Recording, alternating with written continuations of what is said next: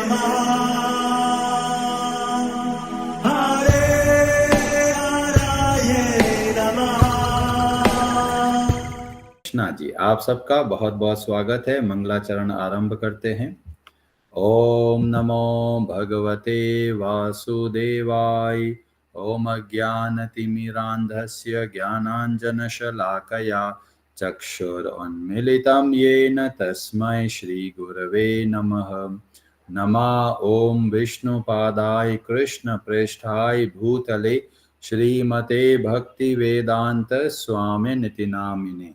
नमस्ते सारस्वते देवे गौरवाणी प्रचारिणे निर्विशेष शून्यवादी पाश्चात्य देश तारिणे। जय श्री कृष्ण चैतन्य प्रभु नित्यानंद श्री अद्वैत गदाधर श्रीवासादि गौर भक्त वृंद।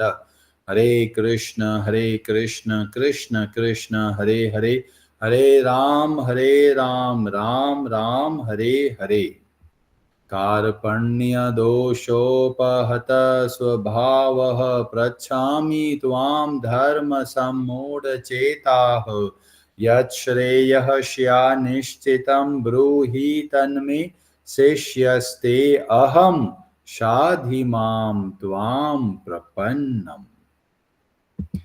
हरे कृष्णा जी, भगवद गीता अध्याय 4 श्लोक नंबर 2 आरंभ करते हैं। ब्रजेश्वरी जी, आप पढ़ेंगे संस्कृत। हरे कृष्ण। एवं परंपरा प्राप्तम् इमं राजऋषयो विदुः सकाले नेह महता योगो नष्टः परन्तप। हरे कृष्ण।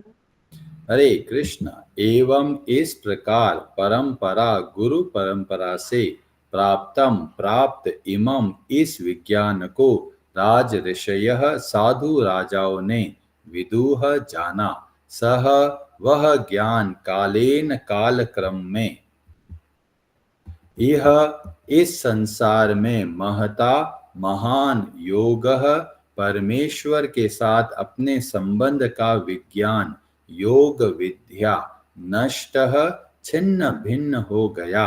परंतप, हे शत्रुओं को दमन करने वाले अर्जुन, इस प्रकार यह परम विज्ञान गुरु परंपरा द्वारा प्राप्त किया गया और राज ऋषियों ने इसी विधि से इसे समझा, किंतु काल क्रम में यह परंपरा छिन्न हो गई, अतः यह विज्ञान यथा रूप में लुप्त हो गया लगता है। हरे कृष्ण जी। बहुत ही गहराई वाला श्लोक है। अगर ये एक श्लोक को हम अच्छे से अध्ययन करें तो हमारे बहुत तरह के जो डाउट है, संदेह है, संशय है, वह सब दूर हो जाते हैं। यहाँ पर भगवान श्री कृष्ण बोलते हैं, एवं परंपरा प्राप्तम, यह विज्ञान हम अपने बलबूते पर नहीं प्राप्त कर सकते। ये कैसे प्राप्त होता है? परंपरा के द्वारा। परंपरा कैसे? गुरु परंपरा, जो कहाँ से आरंभ होती है? जो भगवान श्री कृष्ण से आरंभ होती है। और कलयुग में 4 ऐसे संप्रदाय है, अगर हम उनके अंतर्गत भगवत गीता के अध्ययन को करते हैं तो हमें वास्तविक ज्ञान प्राप्त होता है, जो कि भगवान श्री कृष्ण कहना चाहते हैं। तो हमने बताया था कि ब्रह्म संप्रदाय है, रुद्र संप्रदाय है, कुमार संप्रदाय है और श्री संप्रदाय है। तो अगर हमें भगवत गीता के ज्ञान को समझना है तो हमें 4 संप्रदाय में से एक में के अंतर्गत रहकर शिक्षा प्राप्त करनी है। पर यहाँ पर हम लोग देखते हैं कि हमारे समाज के अंदर इतने सारे गुरु आ चुके हैं कि हम भ्रमित होने लग गए, कौन से गुरु को फॉलो करना है, कौन से गुरु के हिसाब से चलना है। हर गली में अपने गुरुजी मिल जाएंगे और एक ऐसे भगवान के अवतार भी मिल जाएंगे। कहीं इसके अंदर तो देवी माता आती है, इसके अंदर तो भगवान आते हैं, ये तो भगवान के रूप है। तो तरह तरह की भ्रांतियां हमारे समाज में है और ये भ्रांतियों को दूर करने में भगवत गीता का ज्ञान हमारी सहायता करता है। तो पहला लक्षण होना चाहिए किसी भी गुरु का कि वह वास्तव में शिष्य होना चाहिए।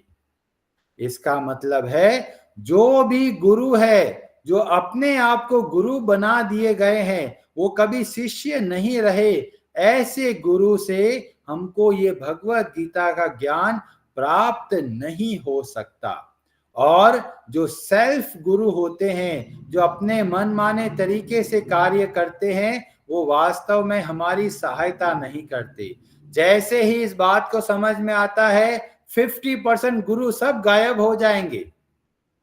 उसके बाद में इस बात का पता करना है क्या यह गुरु एक 4 संप्रदाय में से किसी एक संप्रदाय के अंतर्गत आते हैं। अगर नहीं आते तो उनका ज्ञान भी प्रमाणिक नहीं होगा।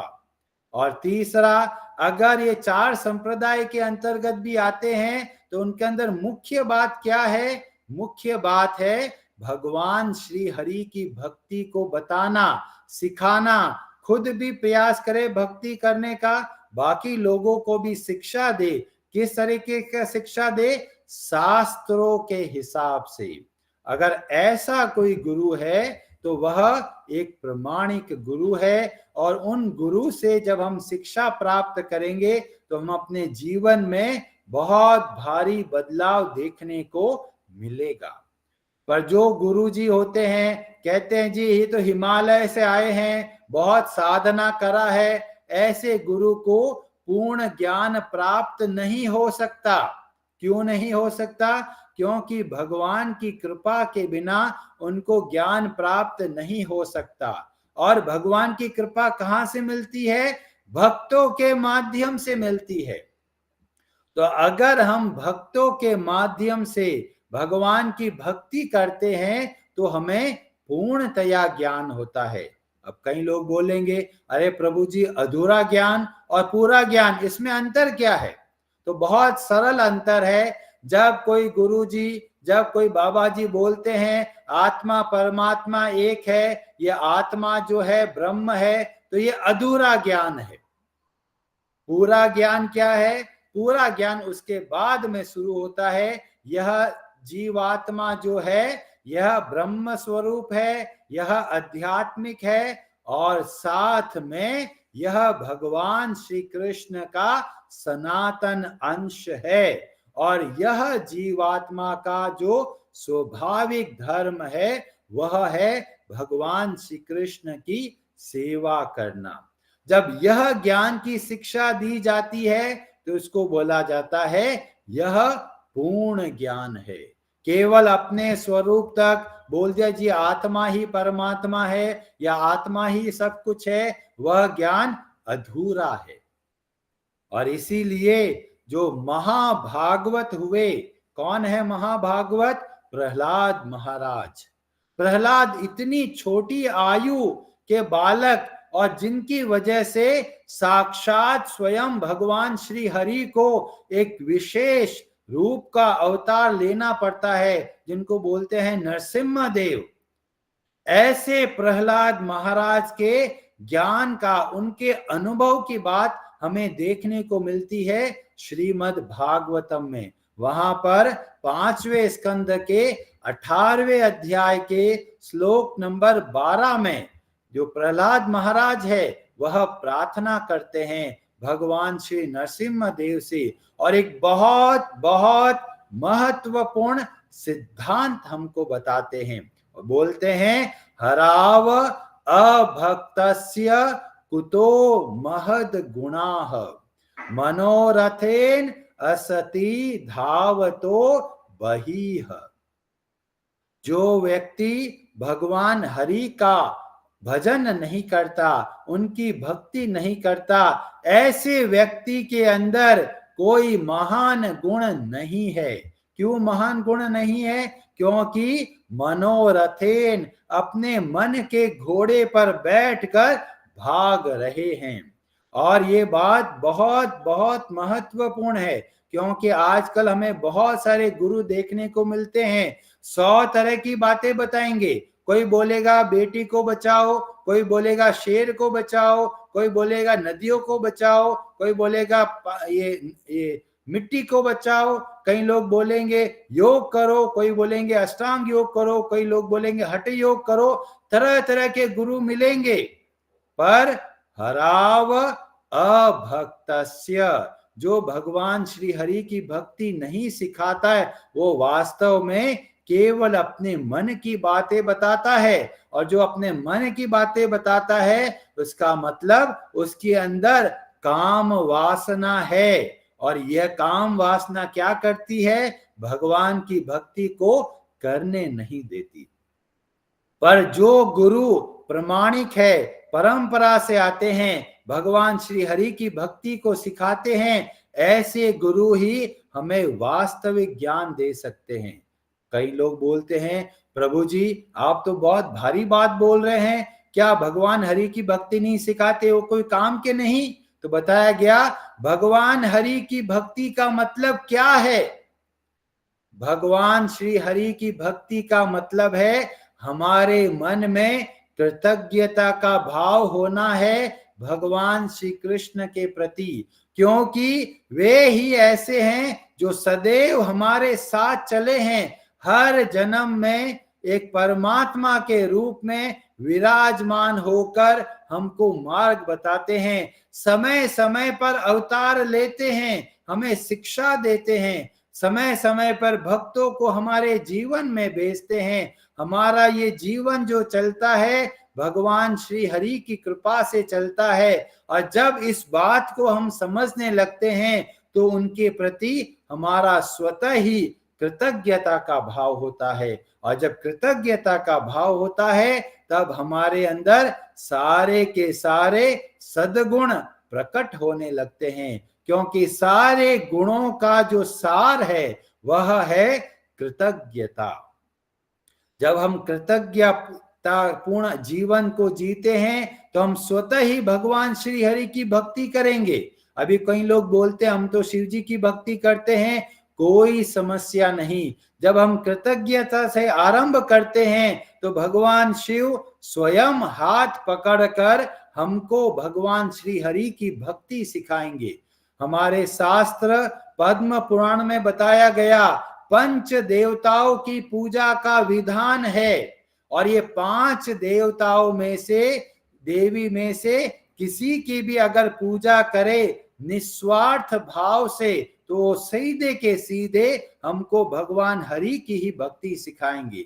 तो पहले बताया गया भगवान विष्णु की भक्ति करना, दूसरा बताया गया भगवान शिव की भक्ति करना, तीसरा बताया गया देवी दुर्गा की भक्ति करना, चौथा बताया गया गणेश जी की भक्ति करना, पांचवा बताया गया सूर्य देव की भक्ति करना।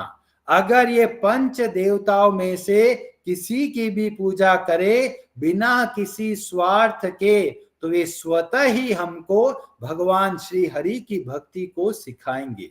पर आजकल हम लोग देखते हैं इतने सारे देवी देवताएं आ गए, तरह तरह के देवी माताएं आ गई, तरह तरह के ऐसे देवी देवताओं का नाम है जो हम सुनते ही नहीं, शास्त्रों में वर्णन भी नहीं मिलता, और लोग उनकी पूजा करने लग गए।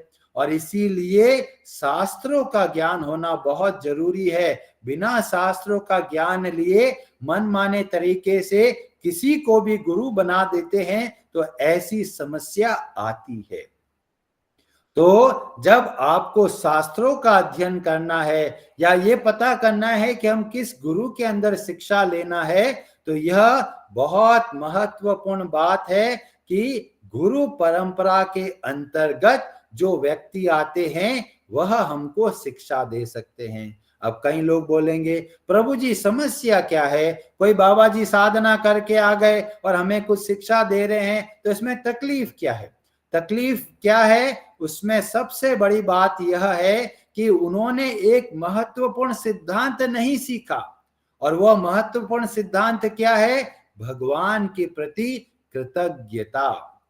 जो बाबा जी हिमालय में जाकर साधना करते हैं वो सोचते हैं हमने अपने बलबूते पर यह साधना करी है, पर वो भूल जाते हैं कि जो सारी क्षमताएं मिलती है वह भी भगवान की कृपा से मिलती है। और इसीलिए जो गुरु किसी अन्य का शिष्य नहीं बनता, उनके अंदर सूक्ष्म अहंकार रहता है कि मैं को सब पता है, मैं जैसा बोलता हूं वैसा करो। पर जब कोई गुरु किसी न किसी अंतर्गत रहकर शिक्षा लेता है तो उसके अंदर विनम्रता का भाव आता है, एक सबमिशिव का भाव आता है। और जब यह कृतज्ञता का, विनम्रता का भाव आता है तो ही वह और लोगों को ऐसी शिक्षा दे सकता है।